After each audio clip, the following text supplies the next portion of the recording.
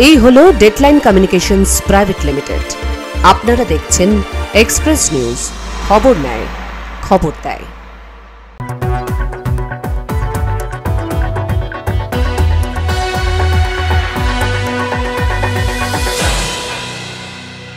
Express News brought to by Godavari Commodities Limited. নমস্কার, সুপ্রভাত। Express নিউজে আপনাদের স্বাগত। আমি রয়েছি আপনাদের সঙ্গে সুকন্যা। শুরু করছি এক্সপ্রেস নিউজ।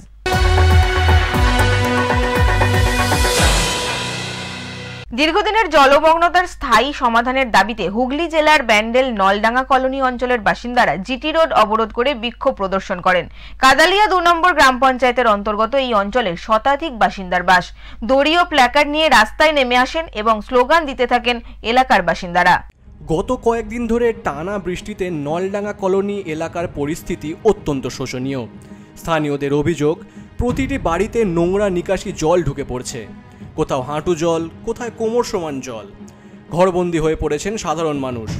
শিশুরাও স্কুলে যেতে পারছে না এবং অসুস্থরা চিকিৎসার জন্য বাইরে যেতে পারছেন না। এলাকাবাসীর অভিযোগ, পঞ্চায়েত, সংশ্লিষ্ট প্রশাসন এবং স্থানীয় বিধায়ককে বারবার জানানো সত্ত্বেও সমস্যার সমাধানে কোনো স্থায়ী পদক্ষেপ নেওয়া হয়নি। বাধ্য হয়েই তারা পথ অবরোধের পথ বেছে নিয়েছেন বলে জানান। বাড়ি বাড়িতে জল আছে, কুদালিয়া পঞ্চায়েত, ব্যান্ডেল পঞ্চায়েত জয়েন্ট ভাবে মুভ করুক, জলটা বেরিয়ে যাবে। হ্যাঁ, লো লাইন আছে এখানে, লো লাইন জন্য হচ্ছে, বৃষ্টি প্রচুর হচ্ছে, জল নিকাশি ব্যবস্থা জাম আছে। আমরা দু পঞ্চায়েত মিলে এই সমস্যার সমাধান করব। খবর পেয়ে পুলিশ ও প্রশাসনের আধিকারিকেরা ঘটনাস্থলে পৌঁছে আন্দোলনকারীদের সঙ্গে দীর্ঘ আলোচনা করেন। প্রশাসনের পক্ষ থেকে দ্রুত পরিস্থিতি পর্যালোচনা করে ব্যবস্থা গ্রহণের আশ্বাস পাওয়ার পর আন্দোলনকারীরা অবরোধ তুলে নেন। আমি দেখলাম সমস্যা রয়েছে, খুব জল জমে রয়েছে। আমি যতটা চেষ্টা করছি আপ্রাণ, আমি এখন লেবার দিয়ে যতটা, বিশেষ করে মুখগুলো যতটা সমাধান করা যায় আমি এখন চেষ্টা করছি। এলাকাবাসীর মূল দাবি, অবিলম্বে নিকাশি ব্যবস্থার উন্নয়ন, জল নিকাশের নির্দিষ্ট পথ তৈরি এবং প্রয়োজনে সমসাময়িকভাবে পাম্প বসিয়ে জল বের করার ব্যবস্থা করতে হবে। অন্যথায় আগামী দিনে বৃহত্তর আন্দোলনের হুমকি দিয়েছেন তারা। এই ঘটনা আবারও গ্রামীণ ও শহরতলি এলাকায় দুর্বল নিকাশি ব্যবস্থার কারণে সাধারণ মানুষের দুর্ভোগের চিত্র তুলে ধরল। প্রশাসনের পক্ষ থেকে দ্রুত যথাযথ পদক্ষেপ না নিলে ভবিষ্যতে এমন বিক্ষোভ আরও দেখা যেতে পারে বলে আশঙ্কা করা হচ্ছে। হুগলি থেকে কাকলি নস্করের রিপোর্ট, এক্সপ্রেস নিউজ। ইতিহাস আঁকড়ে আজও জীবিত কালিকাপুর জমিদার বাড়ি। বর্ধমান শহর থেকে প্রায় ৭০ কিলোমিটার দূরত্বে অবস্থিত কালিকাপুর জমিদার বাড়ি ইতিহাসের সাক্ষী হয়ে আজও অনড় দাঁড়িয়ে রয়েছে। পূর্ব বর্ধমানের আউশগ্রাম ২ ব্লকের জঙ্গলে ঘেরা কালিকাপুরে অবস্থিত কালিকাপুর জমিদার বাড়ি। পুরনো এই বাড়ির প্রতিটি ইট পাথরে কান পাতলে আজও শোনা যায় পুরনো দিনের ইতিহাস। অতীতে জমিদারিও আর নেই সেই গরিমাও। বাড়িটির এখন প্রায় ভগ্নদশা। পুরনো জমিদার বাড়ির চারিদিক এখন জঙ্গলে ঘেরা। দেওয়ালের পুরনো প্লাস্টার খসে বেরিয়ে পড়ে ইট। তবুও যেটুকু রয়েছে তাতে একদিকের দেওয়ালে কারুকার্যের নৈপুণ্য, টেরাকোটার কাজ দেখে চোখ ফেরানো দেয়।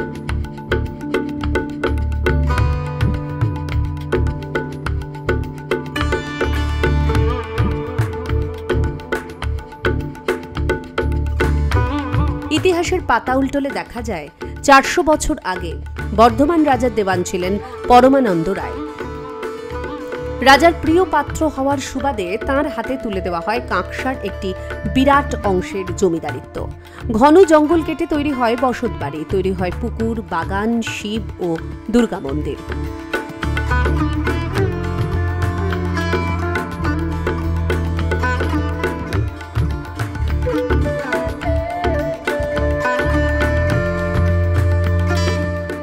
পরমানন্দ রায় তাঁর ৭ পুত্রের জন্য তৈরি করেন ৭ মহলা প্রাসাদ, যা কালিকাপুর জমিদার বাড়ি নামে খ্যাত।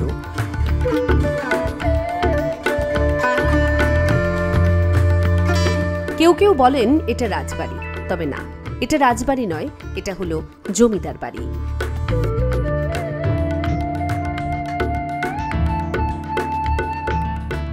এই জমিদার বাড়িটি এক আনুমানিক ৪০০ বছর আগেকার।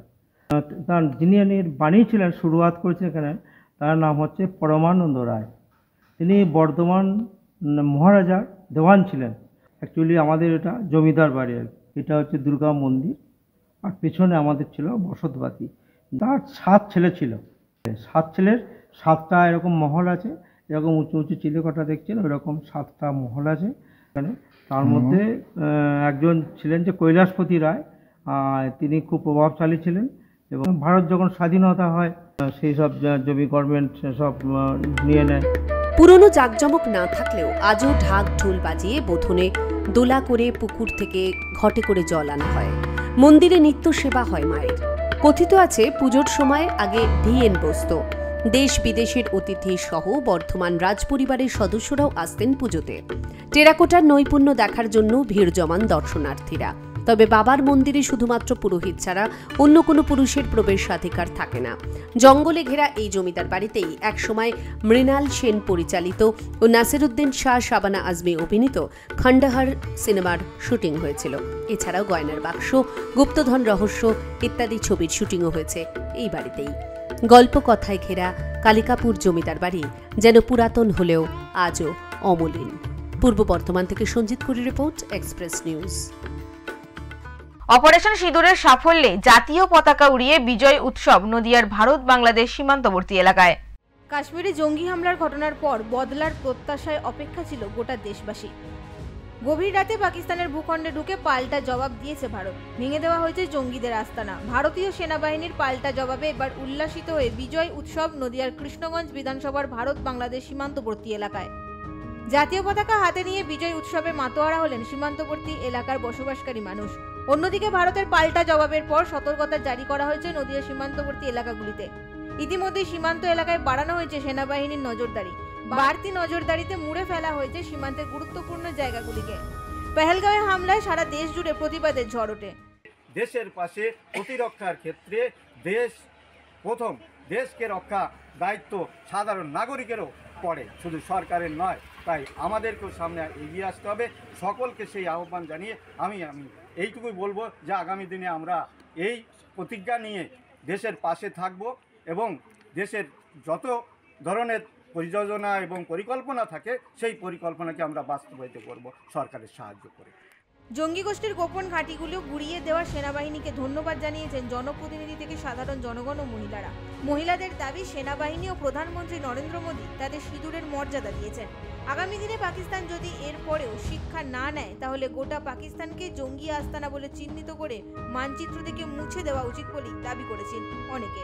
এক প্রকার বলা যেতে পারে পাল্টা জবাবে খুশির জোয়ারে ভাসছে গোটা দেশ। Bureau report, express news. Express নিউজের সময় এখন একটা ছোট্ট বিজ্ঞাপন বিরতির সঙ্গে থাকুন, ফিরে আসছি। Best compliments. Godavari Commodities Limited.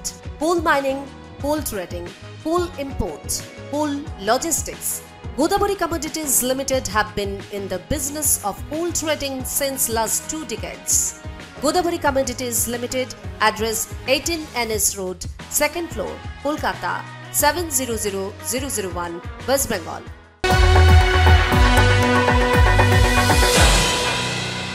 ফিরে এলাম বিরতির পর। আপনারা দেখছেন এক্সপ্রেস নিউজ।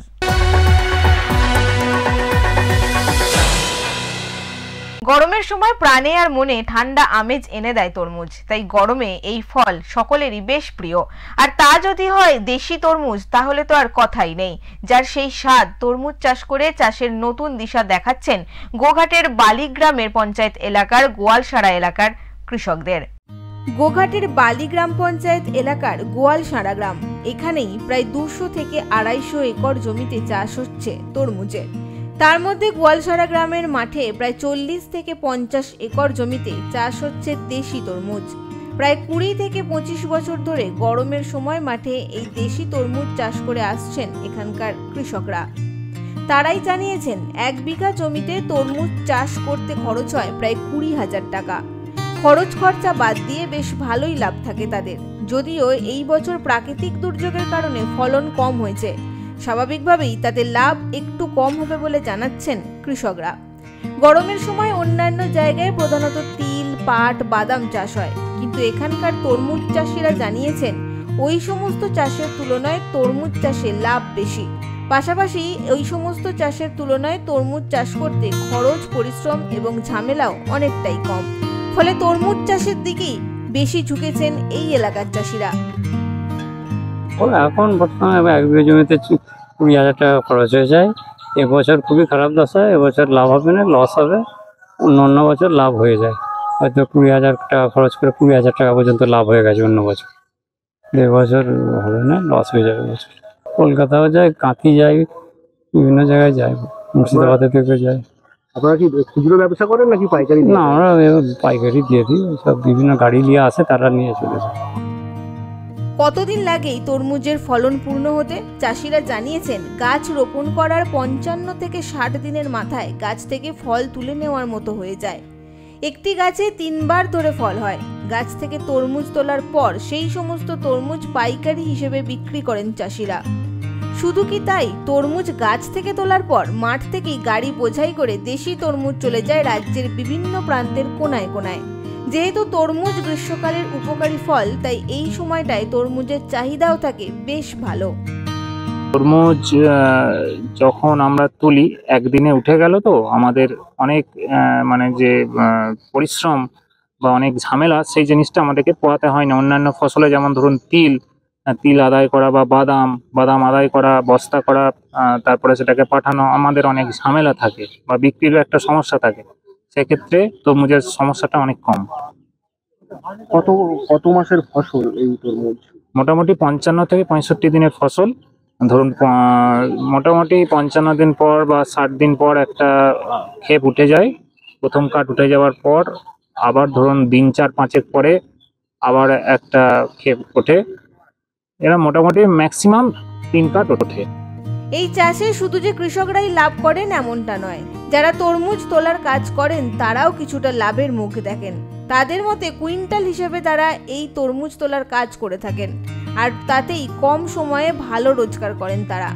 তাদেরও দাবি এই বছর ফলন অনেক কম হয়েছে, ফলে রোজগার কম হবে কিছুটা।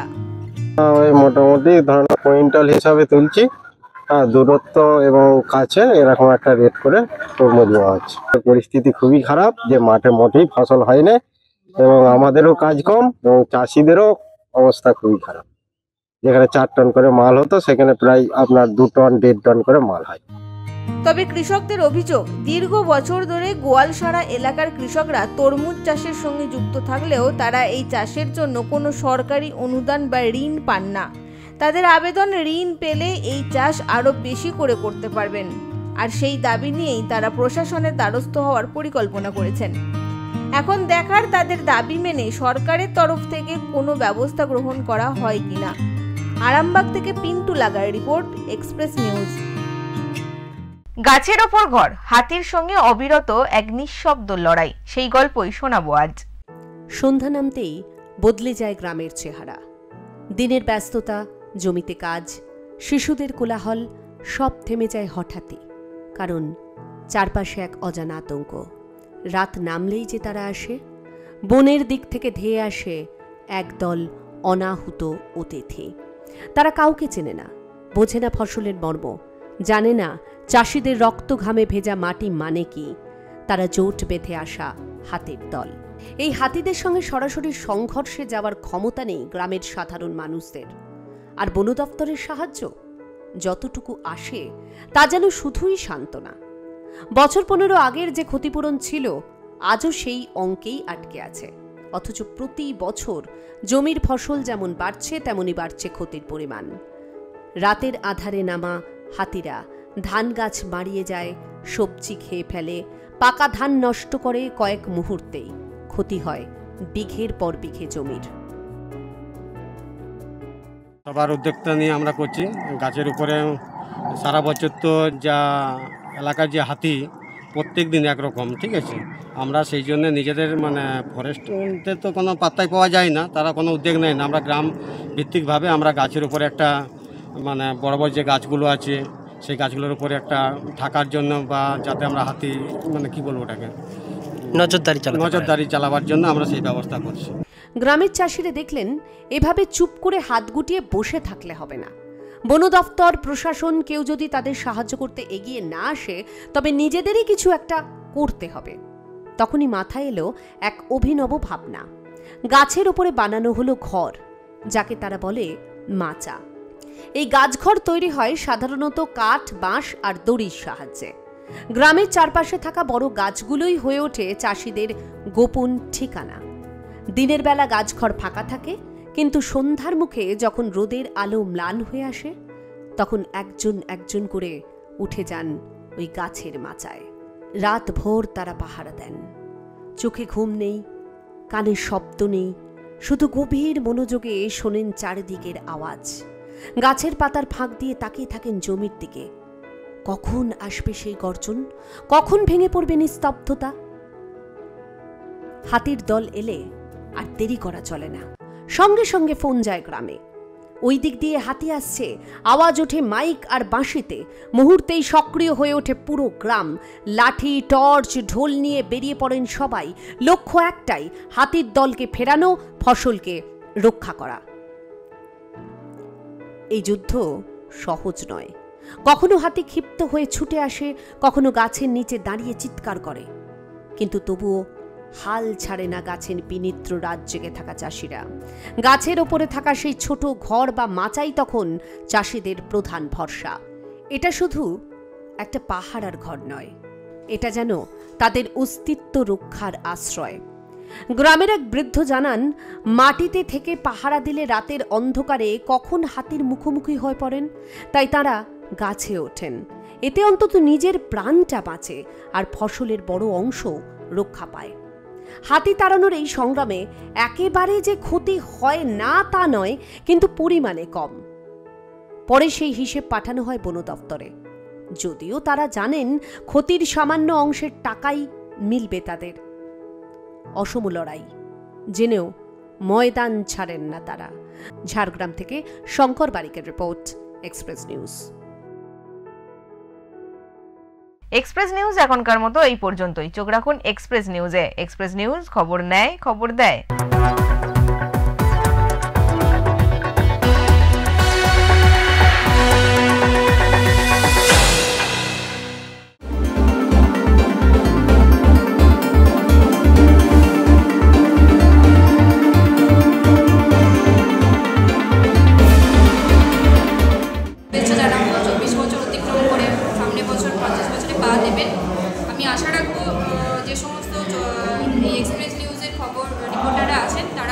সঠিক সময় সঠিক খবর মানুষের জনগণের সামনে তুলে ধরবে, এটাই আমি আশা রাখি এবং এই চ্যানেলকে অনেক অনেক শুভেচ্ছা।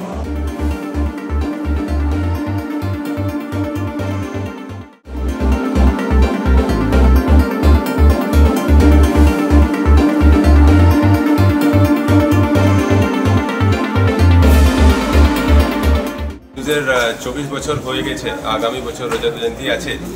তো সাংবাদিকদের মিডিয়ার একটা খুব গুরুত্বপূর্ণ রোল আমাদের সমাজে, আমাদের দেশে আছে। ফোর্থ পিলার বলা হয় আমাদের সিস্টেমের। তো আমি আশা করছি আমাদের এক্সপ্রেস নিউজ যে আছে এই কাজটা খুব ভালোভাবে করবে আর সমাজকে ঠিক পথ দেখাবে।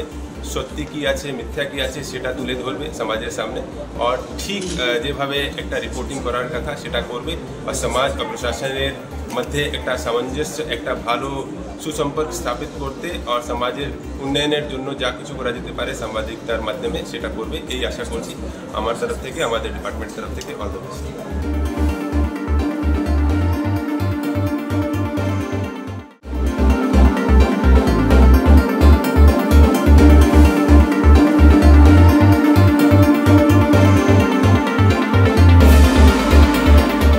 এক্সপ্রেস নিউজের 24 বছর তাদের নিশ্চিতভাবে তারা সংবাদ মাধ্যমের যে সুন্দরভাবে তারা বিভিন্ন সমাজের পিছিয়ে পড়া বহু জিনিস তারা তুলে ধরেছেন এবং সমাজের প্রকৃত যে তথ্য মানুষের কাছে তুলে ধরেছেন। তাদের এই সংবাদ পরিবেশন নিশ্চিতভাবে শান্তিপুর কেন সারা পশ্চিমবঙ্গের মানুষকে তারা উদ্বুদ্ধ করেছে।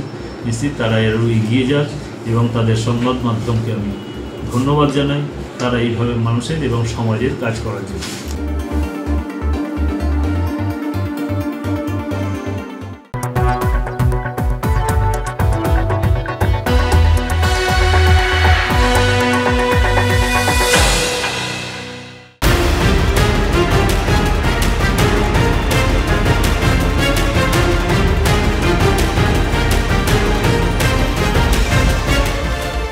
এই হলো ডেডলাইন কমিউনিকেশনস প্রাইভেট লিমিটেড।